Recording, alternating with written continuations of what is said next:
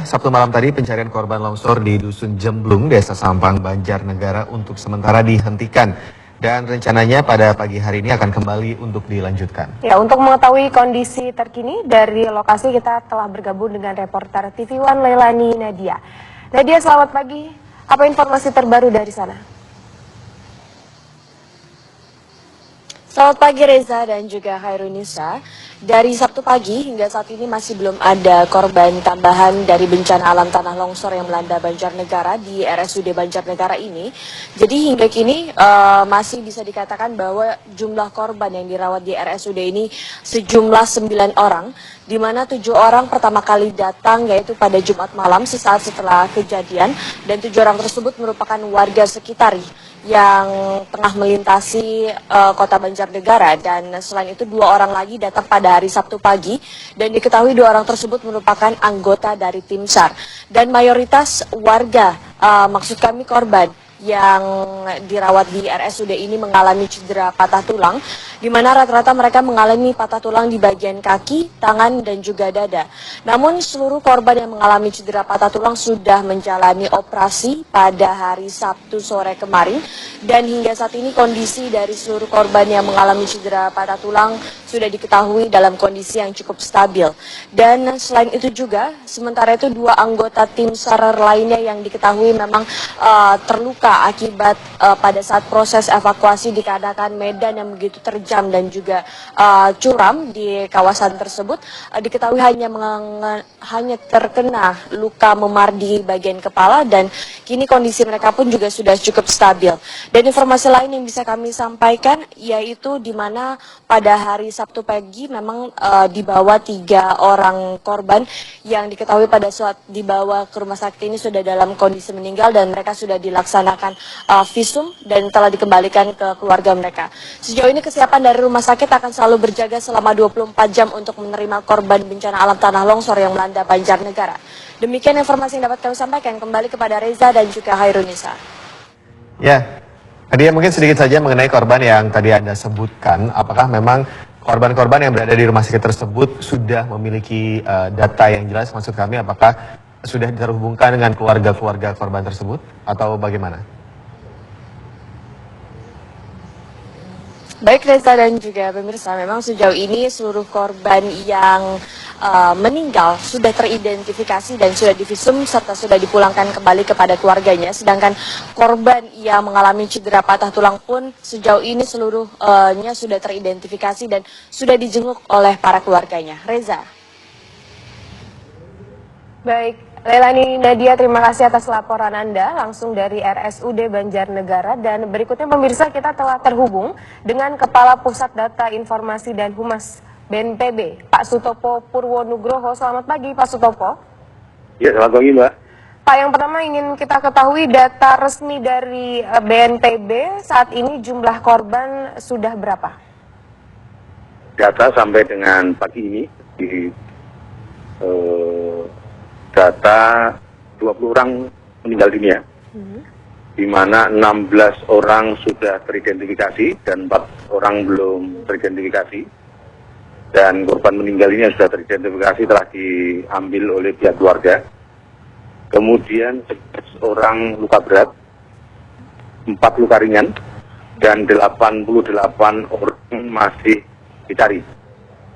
Sehingga pada hari ini fokus utama kita akan melakukan pencarian korban, dan Kementerian PU telah mengerahkan sejak tadi malam berdatangan peralatan berat sehingga kita bisa gunakan nanti untuk mencari korban di beberapa tempat di sekitar rumah-rumah yang tertimbun longsor di Dusun Jemblung. Ya, kemudian Bapak Sutopo tadi mengatakan bahwa hari ini fokus pada pencarian korban. Apa yang akan menjadi fokus dalam pencarian korban pada hari ini, Pak? Mengingat kemarin sepertinya ada kendala-kendala yang dialami oleh tim.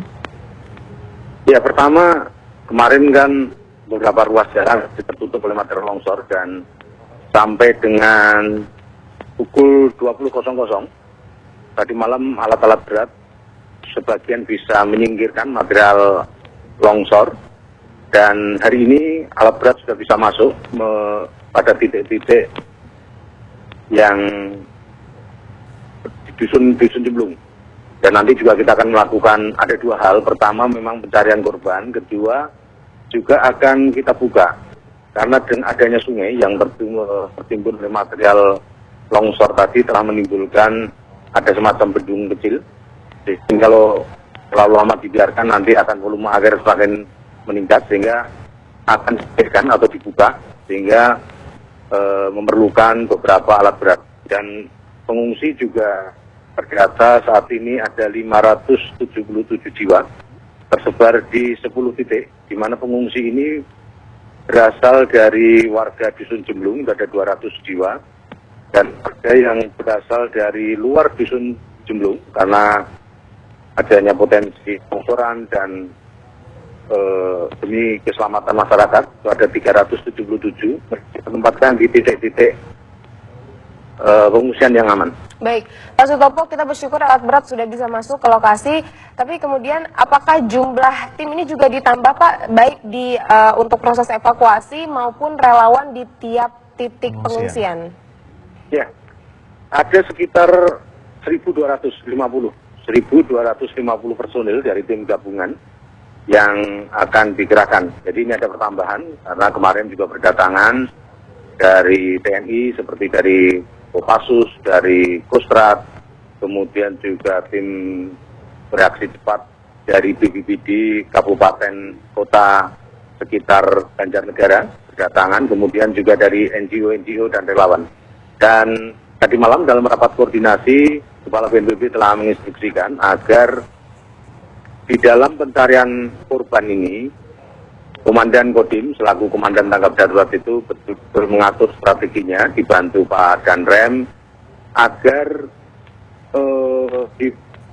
dilakukan per sektor. Artinya strateginya di dalam pencarian korban ini sudah dibagi, mana yang bertanggung jawab atau koordinator di masing-masing sektor, mereka melakukan apa dan prioritas-prioritas apa saja yang harus dilakukan. Ini telah diatur dan tadi malam kita melakukan rapat koordinasi sampai hampir tengah malam dan langsung dipimpin oleh Bupati Banjarnegara, sehingga di dalam pencarian ini tentu akan lebih baik lah. Dan ini yang perlu saya sampaikan, nanti kendalanya jalan akan sangat crowded karena ribuan masyarakat terus berdatangan menonton lokasi longsor ini, sehingga juga menyulitkan kendaraan-kendaraan operasional bagi para aparat untuk masuk. Selain itu juga beberapa titik itu sebenarnya masih labil karena tanah juga masih bergerak. Selain itu kendala lain limitasi masalah cuaca. BMKG tadi malam memaparkan bahwa kemungkinan setelah pencarian korban itu baru bisa lakukan sampai dengan pukul 14.00. Karena setelah itu cuaca akan mendung dan hujan seperti kemarin, sehingga dengan prinsip safety first kami akan selalu berpedoman atau memperhatikan aspek cuaca. Faktor yang lain pada siang nanti Presiden direncanakan akan hadir, nah tentu ini juga pasti akan masyarakat juga akan berduyun-duyun berdatangan sehingga ini area jalan juga tidak terlalu luas. Kendaraan banyak di sana, nah ini tentu juga perlu pengaturan-pengaturan agar mempermudahkan aparat.